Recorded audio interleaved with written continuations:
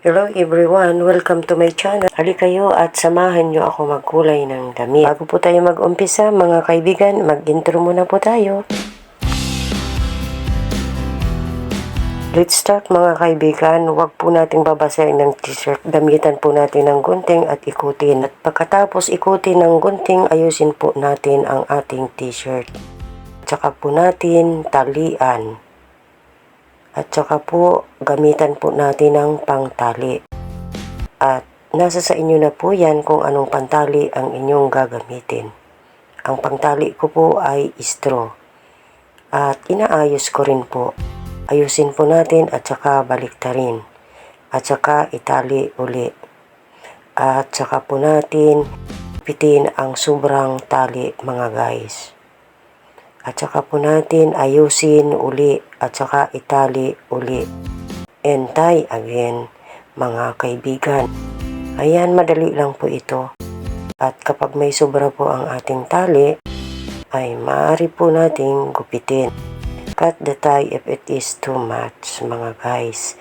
Ayos-ayusin po natin ang ating t-shirt para sa ganun po maganda po ang kanyang kinahinatnan.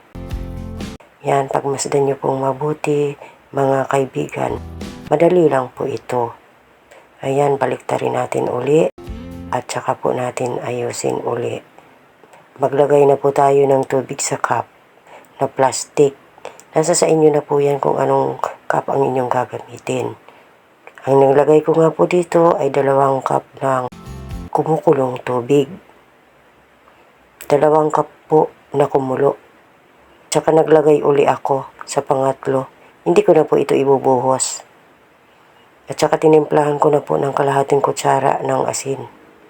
At saka naglagay na nga po ako ng pangkulay sa cup or sa baso. 4 na sachet po yan. Ang aking nilagay ay 4 na sachet po. Na kulay pula. Mga guys. Mga kaibigan. At saka po hinalo-halo ko na po yan. Yan, i-stir po natin ang ating kulay at saka po ihalo na po natin sa planggana. At saka haluin po natin uli.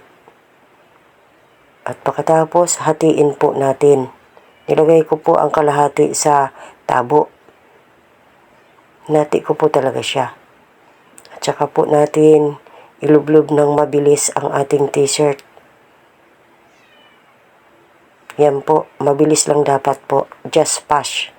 Ayan, and then itaas po natin, iangat po natin ang ating t-shirt. Hawakan po natin ang tali. At saka ibuhos na natin ang kalahating kulay na nasa tabo. At saka ilagay na natin uli ang t-shirt. Pabaliktad po, ibaliktad po natin sa mabilisan lang po. At saka angatin na po natin kaagad ang ating t-shirt. At saka po ipatong po natin sa tabo. Yan po, hintayin po natin lumamig at saka matuluan po. Yun ang ibig ko pong sabihin. And wait for the water to drain mga guys. At saka po natin tanggalin pag wala na pong tubig. Yan po mga guys, kadali lang. At saka maaari na po natin gupitin ang tali. Yan mga kaibigan, ang ganda po ng resulta. Ito po ang bagong disenyo na aking binabahagi sa inyo. Ito po ang harap at likod. At mga kaibigan, maraming salamat po. Shout out po sa inyong lahat.